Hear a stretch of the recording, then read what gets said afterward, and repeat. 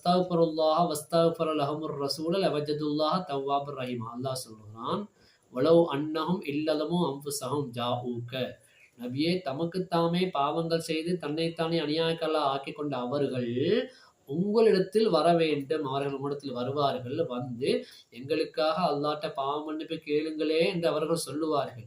அப்படி அவர்கள் சொன்னால், அவர்கள் சொல்வதை கேட்டு அல்லாஹ்வுடைய ரசூலாகிய நீங்களும் அவர்களுக்காக பாவ மன்னிப்பு தேடினால், அல்லாஹ் அவர்கள் அல்லாஹ்வை பாவத்தை மன்னிக்கக்கூடியவர்களாக பெற்றுக்கொள்வார்கள் என்று சொன்னால் என்ன அர்த்தம்?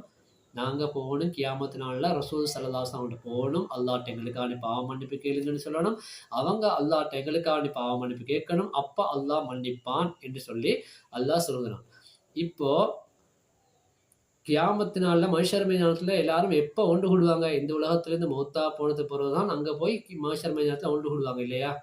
இப்ப நாங்க என்ன செய்யறோம்? இந்த இமாம் அவங்க என்ன செய்யறாங்க? அவங்க ஹயாத்தோட இருக்கக்குள்ள, அவங்க உயிரோட வாழ்ந்து கொண்டு இருக்கக்குள்ள இப்படி எழுதுறாங்க, ரசூல் ஸல்லல்லாஹு அலைஹி வஸல்லம் அவர்களே, நீங்கள் தான் எங்களை நரகத்திலிருந்து காப்பாற்ற வேண்டும் என்று அவங்க ஒரு பாடலாக பாடுகிறார்கள். இப்போ அவங்க பாடலாக இதை பாடும் பொழுது ரசூல் ஸல்லல்லாஹு அலைஹி வஸல்லம் அவர்கள் துன்யாவுடைய பூமிக்கு மேலால் அவர்கள் வாழ்ந்து கொண்டிருக்கக்கூடிய காலம் அல்ல. அவங்க வஃபாத் ஆயிட்டாங்க. அவங்க கபருடைய வாழ்க்கையில இருக்கிறாங்க. இப்ப இதை கேட்கிறவங்க சில பேர் என்ன சொல்லுவாங்க?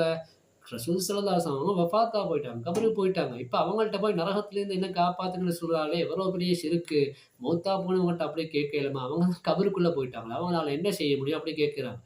அப்போ கொஞ்சம் யோசிச்சு பாருங்க. மறுமை நாள்னு சொல்லும் பொழுது நாமளும் வஃபாத்தாகி மரணித்து அங்க எழும்பக்கூடிய அந்த நாள், ரசூல் ஸல்லல்லாஹு அலைஹி வஸல்லம் அவர்களும் எழும்பி இருக்கக்கூடிய நாள்.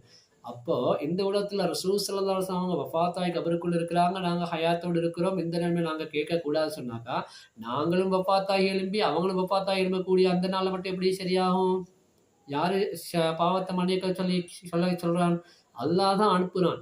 நீங்க ஒவ்வொரு நபிமார்கிட்ட நாங்க போறோம். எல்லா நபிமார்களும் கையை விரிச்சிடுவாங்க, எங்களால முடியாது, எங்களால முடியாது. கடைசியா ரசூல் ஸல்லல்லாஹு அலைஹி வஸல்லம் பேத்த கேட்கிறோம். அவங்க தான் என்ன செய்வாங்க? அவங்க பெரிய ஒரு சுஜூது செய்வாங்க. நாங்க நேத்து 4வது நாள்ல கூட அதை தெளிவா சொன்னோம். அல்லாஹ்விடத்துல நீண்ட நேரம் ஒரு சுஜூது செய்வாங்க.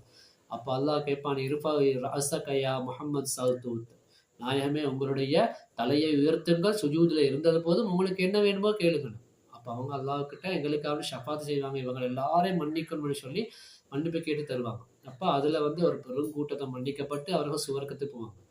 இப்போ துன்யாவுல நாங்க பூமிக்கு மேலால ஹயாத்தோடு இருக்கக்கூடிய நாங்க, கபருடைய வாழ்க்கையில் இருக்கக்கூடிய ரசூல் ஸல்லல்லாஹு அலைஹி வஸல்லம் அவங்கள்ட்ட கேட்பது ஷிர்க்குன்னு சொன்னா, கூடாது, மார்க்கத்தில் இல்லாத ஒன்று சொன்னா, அப்ப நாளை மறுமை நாள் மட்டும் அது எப்படி கூடும்? அதே நேரத்துல நாங்க ரசூல் ஸல்லல்லாஹு அலைஹி வஸல்லம் போய் எங்களுக்காக ஷஃபாத் செய்யுங்க அல்லாஹ் கிட்ட என்று சொல்லி அவங்கள்ட்ட நாங்க கேட்கும் பொழுது, அவங்க சொல்லியிருக்கிறாங்க சிரிக்கிறேன்னு சொல்லி, இது என்ன என்கிட்ட வந்து கேட்குறீங்க? நீங்க அல்லாஹ்ட்ட மட்டும் தான் கேட்கணும், அல்லாஹ் தான் மன்னிக்கக்கூடியவன், அல்லாஹ்ட்ட எல்லாம் திருப்பி அனுப்பியிருக்கணும். சரி, அதே நேரத்துல அல்லாஹ்வும் குர்ஆன்ல சொல்றானே, பாவம் செய்து கொண்ட அவர்கள் உங்களிடத்தில் வருவார்கள் நாயகமே, அவர்களுக்காக நீங்கள் பாவ மன்னிப்பு தேட வேண்டும் என்று அல்லாஹ் சொல்கிறானே. அப்ப அல்லாஹ்வுக்கு தெரியாத அது ஷிர்க்குன்னு சொல்லி அல்லாஹ் என்ன சொல்லியிருக்கணும்? நீங்க எப்படி ரசூலுல்லாஹ்ட்ட போவீங்க? என்னிட்ட கேட்கணும். அங்க போய் அவங்கள்ட்ட போய் பாவ மன்னிப்பு கேட்குறீங்க. துன்யாவில் இருக்கும் போதும் அவங்களோட கபர்ல போய் பாவ மன்னிப்பு கேட்டீங்க. இப்ப மறுமை நாளும் வந்து பாவ மன்னிப்பு கேட்குறீங்க. அவங்களோட ஷிர்க் இல்லையா? அப்ப பெரிய ஒரு ஷிர்க் தானே. நீங்க போங்க நரகத்துக்குன்னு அல்லாஹ் தஆலா என்ன செஞ்சிருக்கணும்? நரகத்துக்கு தானே தள்ளி இருக்கணும். அல்லாஹ்வே போய் சொல்றான், அல்லாஹ்வே பாவ மன்னிப்பு கேட்க சொல்றான். அப்படி ரசூலுல்லாஹ்வும் சேர்ந்து எங்களுக்காண்டி கேட்டா பாவத்தை மன்னிக்கிறது அல்லாஹ்வே சொல்லிட்டான். நீங்க யார் இடையில நடுவுல 40, 50 வருஷத்துக்கு முன்னால ஒரு ஜமாத்தை உருவாக்கி கொண்டு அது ஷிர்க்கு, இது பித்அத்னு மக்களை குழப்பக்கூடிய நீங்க யார் நடுவுல? இஸ்லாத்தை சொல்லவா வந்தீங்க நீங்க? இதுவா நபி வழி? குர்ஆனை மறுக்கக்கூடிய வழிகட்ட வஹாபி கூட்டம் இவர்கள். இப்னு தைமியா, முஹம்மது இப்னு அப்துல் வஹாப் போன்றவர்களை தன்னுடைய தலைவர்களாக, அந்த பெரிய ஷைத்தான்களை தன்னுடைய தலைவர்களாக எடுத்துக்கொண்டு மக்களை, முஸ்லீம்களை வழிகேட்டில் திருப்பி அவர்களை முஸ்லீம்களை காஃபிராக்கக்கூடிய ஒரு வேலையை செய்து கொண்டிருக்கிறார்கள் இவர்கள். அதனால்தான் ரசூல் ஸல்லல்லாஹு அலைஹி வஸல்லம் சொன்னார்கள், இந்த முஸ்லீம் ஜமாத், இந்த நபிகள் நாயகம் ஸல்லல்லாஹு அலைஹி வஸல்லம் சொன்னாங்க, இந்த என்னுடைய உம்மத்துமார்கள் 73 ஜமாத்துகளாக பிரிவார்கள். அதுல 72 ஜமாத்து நரகத்துக்கு போயிடும். ஒரே ஒரு கூட்டம் தான், ஒரே ஒரு ஜமாத் தான் சுவர்க்கம் போயிடும் என்று சொன்ன பொழுது சஹாபாக்கள் கேட்டாங்க, யா ரசூலல்லாஹ், அந்த சுவர்க்கம் போகக்கூடிய ஒரே ஒரு கூட்டம் யார் என்று கேட்ட பொழுது நபிகள் நாயகம் ஸல்லல்லாஹு அலைஹி வஸல்லம் சொன்னார்கள், நானும், அதாவது ரசூலுல்லாஹ் ஸல்லல்லாஹு அலைஹி வஸல்லம் அவர்களும் சஹாபாக்களும் எந்த வழிமுறையில் போனார்களோ அந்த வழிமுறையை பின்பற்றியவர்கள் சொன்னார்கள். சஹாபாக்களும் வசீலா தேடி இருக்கிறார்கள் நபிகள் நாயகம் ஸல்லல்லாஹு அலைஹி வஸல்லம் அவருடைய பொருட்டால. ஏன் ஆதம் அலைஹிஸ்ஸலாம் அவங்க கூட சொர்க்கத்திலிருந்து வெளியாக்கப்பட்ட நேரத்துல பூமிக்கு வந்தாங்களே! எவ்வளவு பெரிய சந்தோஷமான வாழ்க்கை, சுவர்க்க வாழ்க்கை.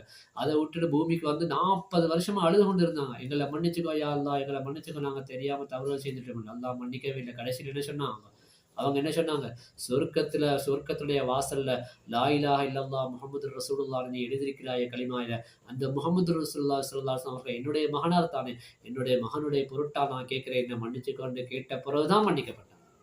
நூஹ் நபி அலைஹிஸ்ஸலாம் அவங்கள கப்பல்ல காப்பாத்தப்பட்ட எதனால? நூஹ் நபி அலைஹிஸ்ஸலாம் அவருடைய முதுகுல ரசூலுல்லாஹுடைய அந்த ஒளி இருந்தனால அவங்க காப்பாத்தப்பட்டாங்க. இப்ராஹிம் நபி அலைஹிஸ்ஸலாம் அவங்க நெருப்புல போடப்பட்ட பொழுது, நெருப்பு அவங்கள சுடவே இல்ல. எப்படி காப்பாத்தப்பட்டாங்க? அவங்களுடைய முதுகுல நபிகள் நாயகம் ஸல்லல்லாஹு அலைஹி வஸல்லம் அவருடைய ஒளி என்ற அந்த முத்திரை இருந்தது. அதனால காப்பாத்தப்பட்டாங்க. இப்படி எத்தனையோ நபிமார்கள் எல்லாம் ரசூல் ஸல்லல்லாஹு அலைஹி வஸல்லம் அவர்கள் உலகத்துக்கு வர முன்னாடியே காப்பாத்தப்பட்டாங்க. நாங்க நபிகள் நாயகம் ஸல்லல்லாஹு அலைஹி வஸல்லம் அவருடைய உம்மத்தினர்களா இருக்கிறோம். எங்கள நாங்க காப்பாத்திக்கணும்னு சொன்னாக்கா, நபிகள் நாயகம் ஸல்லல்லாஹு அலைஹி வஸல்லம் அவருடைய ஷஃபாத் இல்லாம நாம சுவர்க்கத்துக்கு போகவே முடியாது. அவங்க தான் எங்களை காப்பாத்தும். நீங்க வேண்டிய துவாவ கேளுங்க. ஆனா ஆரம்பத்திலயும் கடைசிலயும் ஸலவாத் இல்லாம நீங்க துவா கேட்டு பாருங்க. ஒரு துவாவும் ஏற்றுக்கொள்ளப்படாது. கியாமத் நாள்ல போனா விளங்கும் உங்களுக்கு. எடுத்து பாருங்க. நாம வந்து தொழக்கூடிய தொழுகையா இருந்தாலும், அத்தஹியாத்ல அன்றைக்கும் நாங்க சொன்னோம். அத்தஹியாத்ல ரசூலுல்லாஹ்வுடைய பேர்ல ஸலவாத் சொல்லாட்டி அத்தஹியாத்து கூட தொழுகக்கூடாது. ஜனாஸா தொழுகையில 2வது தக்பீருக்கு பின்னால